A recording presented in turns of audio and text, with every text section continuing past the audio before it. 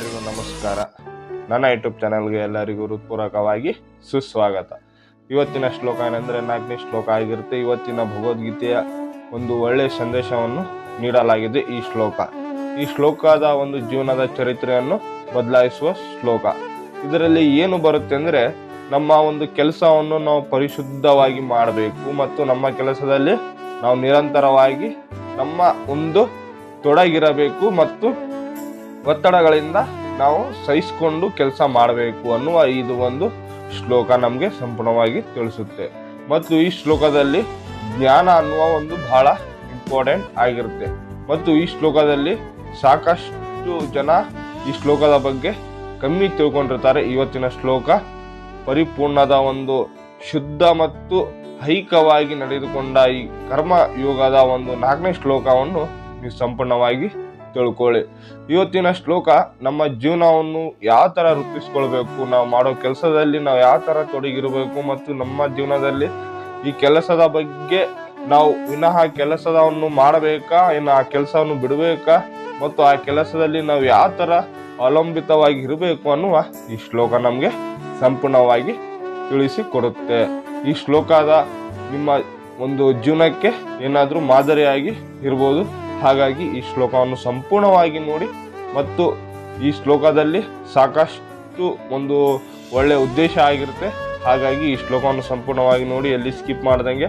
ಮತ್ತು ಇವತ್ತಿನ ಶ್ಲೋಕಕ್ಕೆ ಎಲ್ಲರೂ ಬಂದಿದ್ದಕ್ಕೆ ಹೃತ್ಪೂರ್ವಕವಾಗಿ ಧನ್ಯವಾದಗಳು.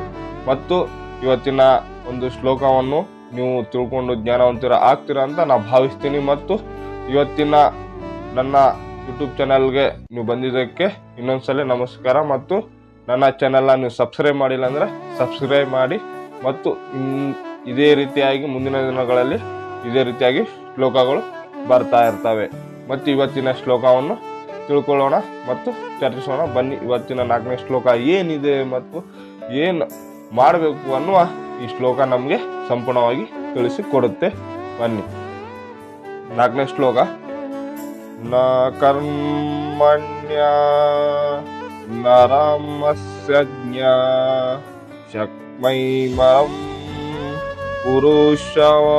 ಪುರುಷೇಸ್ತನ್ನತೆ ನ ಚ ಸನ್ಯಾಸದಾ ದೇವ ಸಿದ್ಧಂ ಸಮಾಧಿ ಗಚ್ಚಾತಿ. ಇದರ ಅರ್ಥ ಏನಂದ್ರೆ, ಕಾರ್ಯ ಮಾಡುವುದರಿಂದಲೇ ಪ್ರಕ್ರಿಯೆಯಿಂದ ಬಿಡುಗಡೆ ದೊರೆಯುವುದಿಲ್ಲ. ವೈರಾಗ್ಯ ಮಾತ್ರ ದಿಂದಲೇ ಪರಿಪೂರ್ಣತೆಯನ್ನು ಸಾಧಿಸಲು ಸಾಧ್ಯವಿಲ್ಲ.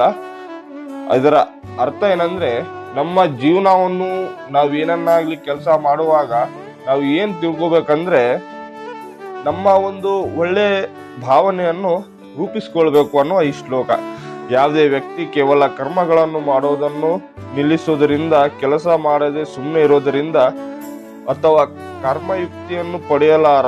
ಹಾಗೆ ಕೆಲವು ಭವ್ಯವಾಗಿ ಸನ್ಯಾಸ ಸ್ವೀಕರಿಸಿದ ತಕ್ಷಣವೇ ಪರಿಪೂರ್ಣ ಸಿದ್ಧಿಯನ್ನು ಪಡೆಯುವುದು ಸಾಧ್ಯವಿಲ್ಲ. ಅದೇ ರೀತಿಯಾಗಿ ಏನಂದ್ರೆ, ಈಗ ಒಂದು ಆ ವ್ಯಕ್ತಿ ಇದ್ದಾರೆ ಅಂದ್ರೆ ಕೆಲಸ ಮಾಡೋಕೇನು ಬರಲ್ವ ಅಂತ ಅಲ್ಲ, ಕೆಲಸ ಮಾಡೋದ್ರಿಂದ ಕೇಳ್ಕೊಳಕ್ಕೂ ಆಗಲ್ಲ. ಮತ್ತೆ ಕೆಲಸ ಅಂತ ಬಂದಾಗ ನಾವು ಒಂದು ಉದಾಹರಣೆಗಾಗಿ ಏನನ್ನಾಗ್ಲಿ ಕೆಲಸ ಮಾಡ್ತೀವಿ ಅಂದ್ರೆ ಆ ಕೆಲಸದ ಬಗ್ಗೆ ನಮಗೆ ಸಾಕಷ್ಟು ಜ್ಞಾನ ಇರಬೇಕು. ಆ ಕೆಲಸದ ಬಗ್ಗೆ ಏನ್ ಮಾಡ್ತಾ ಇದೀವಿ ಅನ್ನೋದು ಪರಿಗ್ರಹ ಇರಬೇಕು. ಮತ್ತು ಆ ಕೆಲಸದ ಬಗ್ಗೆ ಸಾಕಷ್ಟು ಜನಗಳಿಗೆ ನಾವು ತಿಳಿಸ್ಬೇಕು. ಈ ತರ ಈ ಕೆಲಸ ಇದೆ, ಬನ್ನಿ ಅಂತ ನಾವು ತಿಳಿಸ್ಬೇಕು. ನಮ್ಮನೊಡನೆ ಇದ್ದವ್ರಿಗೆ ತಿಳಿಸ್ಬೇಕು.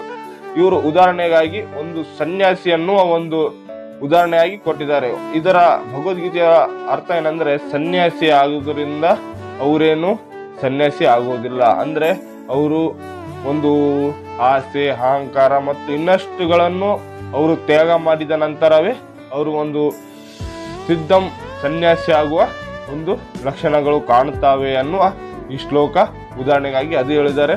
ಮತ್ತು ನಮ್ಮ ಜೀವನಕ್ಕೆ ಈ ಶ್ಲೋಕ ಏನು ಸಂಬಂಧಪಡುತ್ತೆ ಅನ್ನುವ ಈಗ ಒಂದು ಉದಾಹರಣೆಗಾಗಿ ಹೇಳೋದಾದ್ರೆ, ಜವಾಬ್ದಾರಿ ಅನ್ನುವ ಒಂದು ಉದಾಹರಣೆಗಾಗಿ ನಮ್ಮ ಜೀವನಕ್ಕೆ ಈ ಶ್ಲೋಕವು ಇಂದಿನಿಂದ ಆಧುನಿಕ ಜೀವನಕ್ಕೆ ಅತ್ಯಂತ ಪ್ರಸ್ತುತವಾಗಿ ಇದರ ಪ್ರಮುಖ ಸಂದೇಶವನ್ನು ಇಲ್ಲಿದೆ ಅಂತ ತಿಳಿಸಿದ್ದಾರೆ.